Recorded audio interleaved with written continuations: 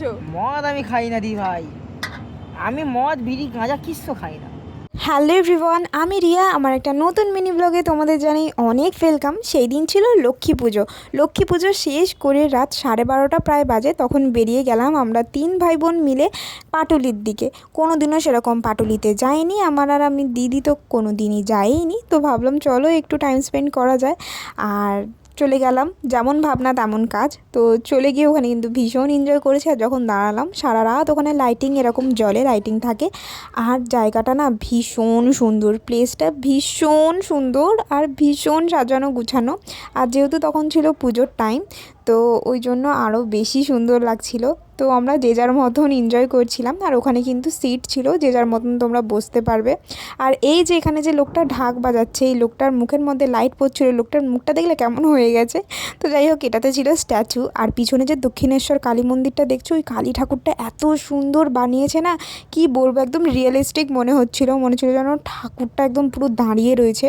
আর আমরা তো গেছিলাম রাতের বেলা, তাও কিন্তু অনেকটা ক্রাউড ছিল। আর সন্ধ্যেবেলা কিন্তু আরও ভীষণ ক্রাউড হয়, একদম মেলার মতন ভিড় হয়। আর রাতের বেলা কিন্তু একটা দোকান খোলা ছিল, সেখানেও কিন্তু ভীষণ ভিড় ছিল। তো অনেক ঘুরে ঘুরে শেষমেশ আমাদের খিদে পেয়ে যায়। সব কিছু 99-এর কম্বো, মানে তোমরা যা কিছু নেবে সব কিছুই 99-এর কম্বো ছিল, আলাদাভাবেও নিতে পারো, বাট কম্বোগুলো কিন্তু ভালোই ছিল। আমরা ভাবছিলাম কেমন হবে কি না হবে, অনেক কিছু ভেবে ভেবে ভেবে ভেবে ফাইনালি আমরা অর্ডার দিয়ে দিয়েছি। আর এটা কি বলো তো, এটা হচ্ছে না ঘটি গরম। আমাদের দীঘাতে না সেরকম পাওয়াই যায় না, আমি কোনোদিনও দেখিনি, কিন্তু আমাদের কলকাতায় তো সবসময় এগুলো পাওয়াই যায়। আর আমার বর কিন্তু এটা খেতে ভীষণভাবে পছন্দ করে, যখনই কলকাতায় আসে ও এইগুলো খাবে। তো আমরা অর্ডার দিয়েছিলাম এখানে বাটার নান, চিকেন ভর্তা আর স্যালাড, 2 পিস বাটার নান থাকবে। তো ঘটি গরম দিয়ে শুরু করছি। আর এইসব খেতে খেতে কিন্তু আমাদের যে খাবারটা অর্ডার দিয়েছিলাম সেটাও কিন্তু চলে আসে। আর 99-এর কম্বো, মানে 100 টাকায় কিন্তু এই খাবারটা দারুণ ছিল, টেস্ট ওয়াইজ দারুণ ছিল। হয়তো এই বাটার নানের মধ্যে বাটারের সেরকম ফ্লেভার ছিল না, কিন্তু সব খাবারগুলো ভালো ছিল।